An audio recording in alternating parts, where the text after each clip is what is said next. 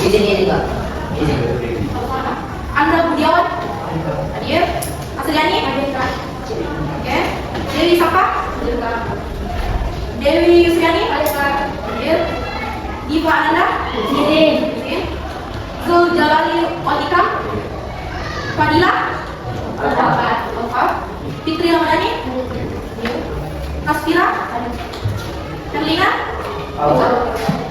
Email. Hadir. Jelsi. Apa? Jihan Kalisa. M. Adil. Musyaril. Mustika Aura Kasih. Sakit. Reski. Sakit juga. Lia Mama Syekh. Hadir. Rusdania juga. Oke, sebelum saya memulai pembelajaran hari ini, saya mau bikin satu aturan, yaitu selama proses pembelajaran tidak ada yang bermain handphone. Paham? Oke, jadi kita fokus ke pembelajaran dulu. Oke? Kecuali nanti kalau ada saya suruh membuka handphone baru dibuka. Oke? Oke. Sekarang kita masuk ke materi. Jadi hari ini kita akan membahas materi struktur teks drama dan kaidah kebahasaan. Nah, struktur teks drama terdiri dari 5 bagian. Yang pertama itu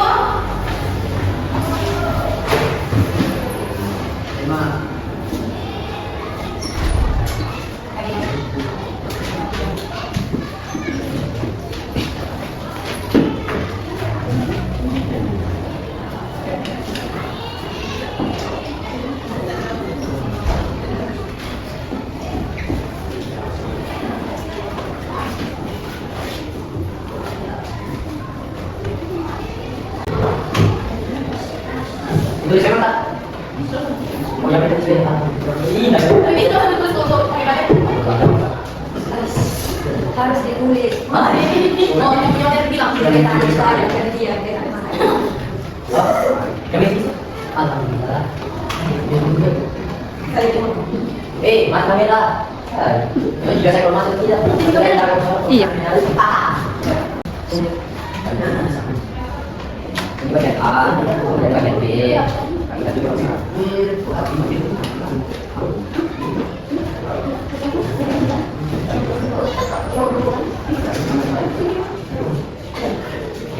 ya.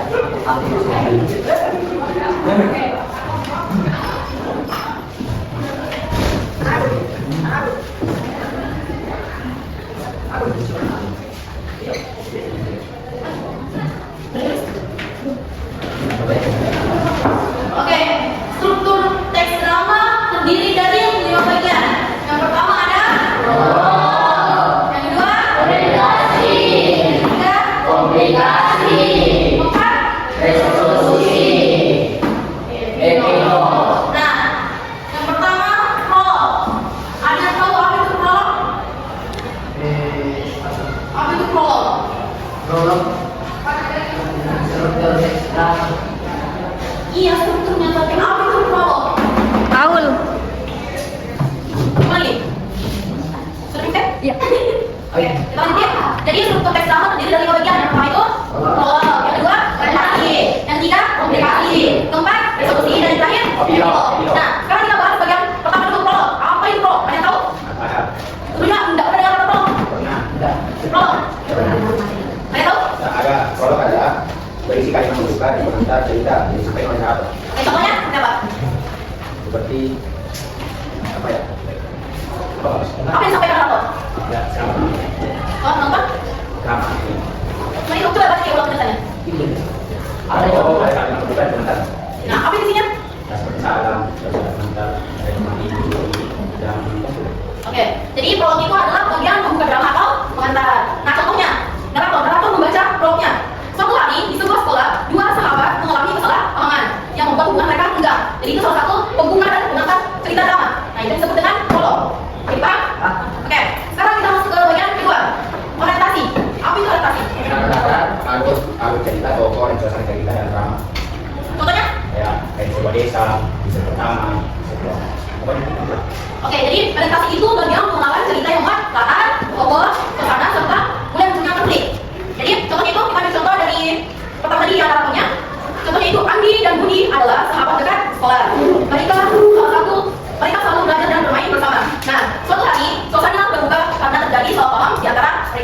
bagi awal konflik yang menceritakan awal konflik.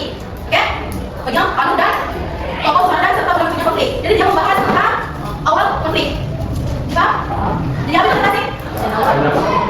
Penjelasannya tadi dibahas sama-sama takut.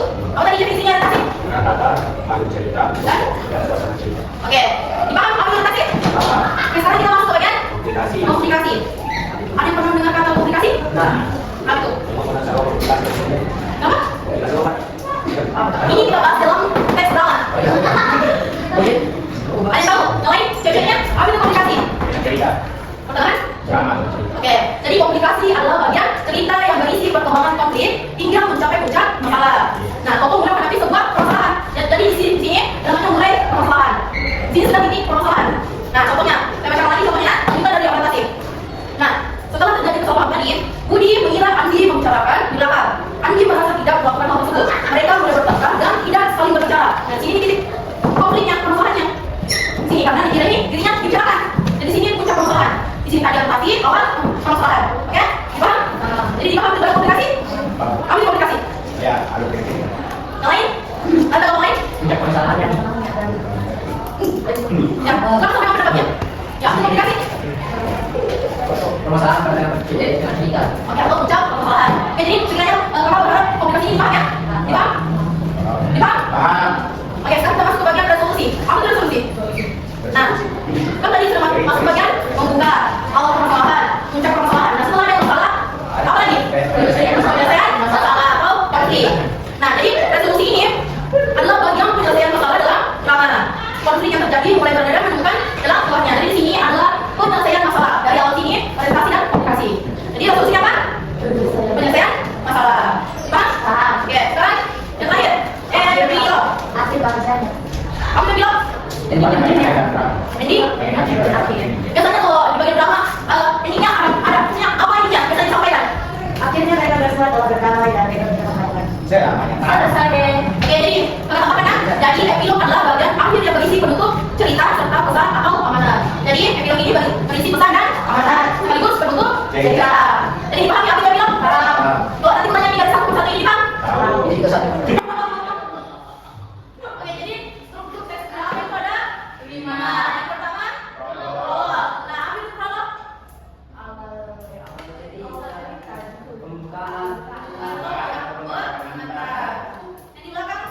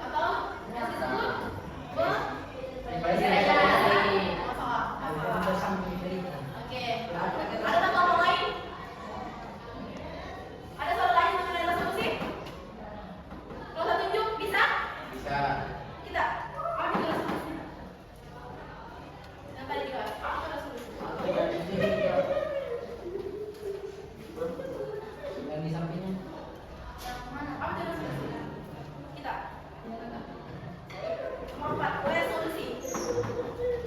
Apa tadi itu resolusi yang dibahas? Kan tadi ada 6. Nah, oke. Dipahami itu kalimat langsung dan tidak langsung? Yang kedua, konjungsi temporal. Apa tadi itu konjungsi temporal? Kata langsung dulu. Kata penghubung waktu. Apa yang digunakan di sini? Lampuran kemudian. Kalau aku kasih contoh baru.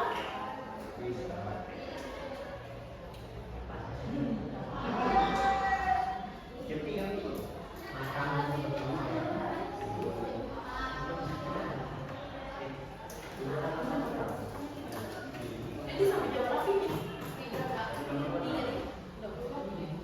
Oke, jelas dipahami itu kaidah kebahasan. Wah. Semuanya dipaham? Oke, sebelum kita masuk ke pembahasan, kita ice breaking dulu. Jadi silakan berdiri dulu. Berdiri. Breaking. Kemudian berdirinya itu harus berpasangan. Cara bikin pasangan sampai berdiri. Harus berpasangan. Oke, cara berdirinya itu ada menjauh, dekat, dan langkah. Nah, sekarang posisikan tangannya dan berdiri di luar. Nah, kita mulai ya. 1, 2, 3.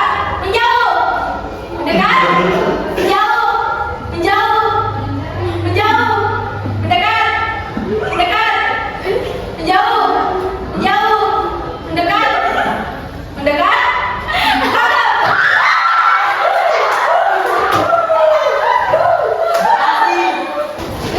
Kalau kamu bagi kelompok 1, lagi.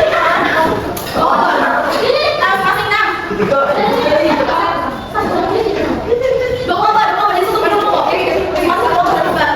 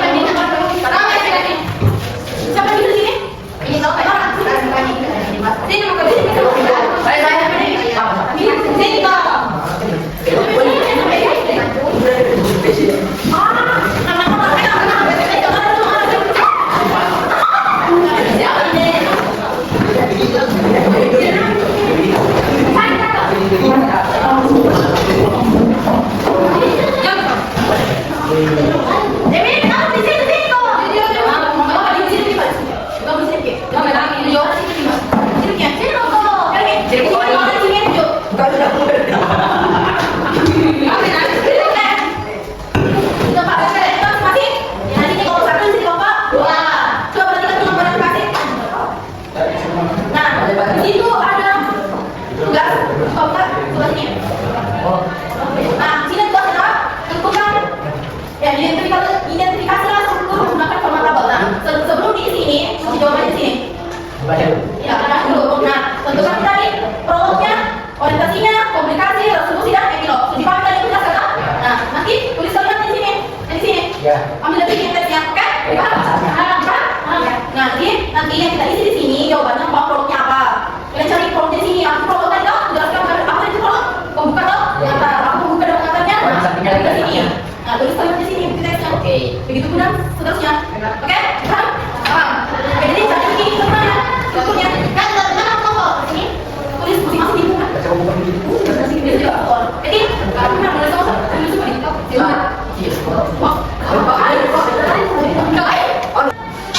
jadi jangan cari mana gimana begini jadi sama, oke? Jadi sini sama yang tulis saya. Jadi jawabannya langsung saja. Saya apa bikin? Masih dia kayak gitu. Nah, jadi tadi sama dia ada cari orientasinya. Kenapa kayak gitu? Iya. Jadi jangan bantu kelompok supaya bersama, oke? Enggak. Siapa ini? Oke,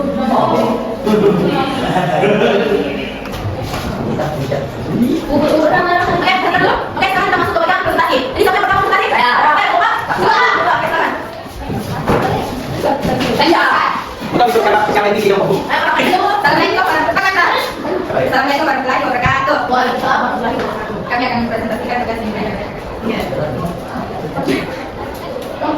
Di sini saya akan menjelaskan yaitu pesannya perkembangan teknologi bagi dua mata pisau yang tidak bisa digunakan di satu sisi. Perkembangan teknologi membawa banyak dampak positif bagi kehidupan manusia, namun lebih banyak juga dampak negatif yang ditimbulkan dalam hasil perkembangan teknologi yang paling banyak ditemui apa? Yes, makan. Terutama oleh generasi muda atau ponsel pintar smartphone dengan Dan yang kedua adalah orientasi. Berisi, suatu sore seorang kakek tengah duduk di teras rumah sambil menyeruput kopinya. Dialog pun terjadi. Kakek, seperti inikah negeriku saat ini? Teknologi sudah semakin canggih dan kemajuan telah menjamur di mana-mana. Tapi di saat ini pula kepekaan sosial di negeriku semakin lesu. Ada apa dengan negeriku?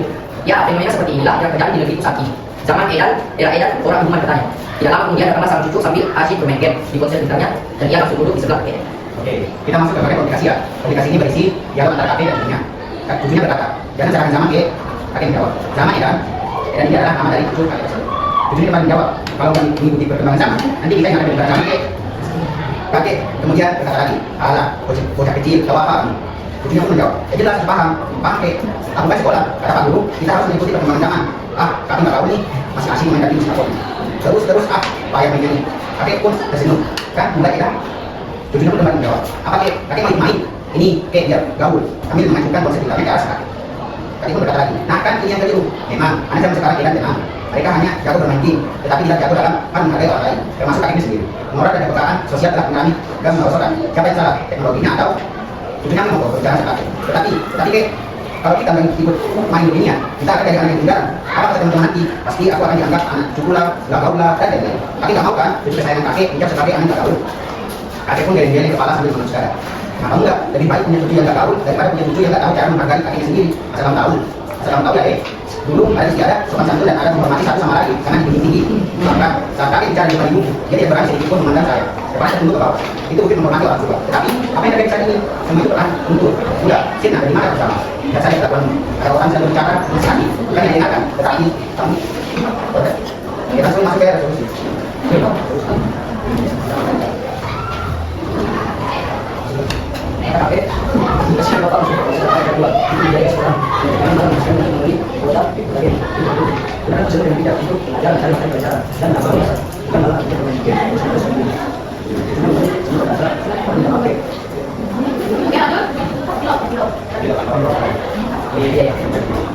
Jangan minta maaf sama kalian, sekolah sama orang tua kamu sudah dari menyakiti hati mereka mungkin marah sama kamu, tetapi itu tidak mampu sama semata-mata karena mereka menyayangi mereka tidak ingin anak semata wayangnya juga.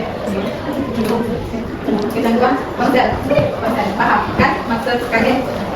Sebelum teknologi itu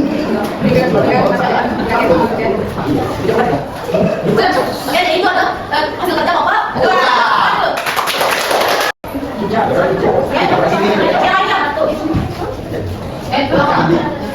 Karena itu orang lagi udah satu, balik lagi.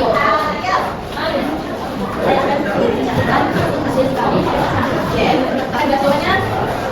Yang pertama.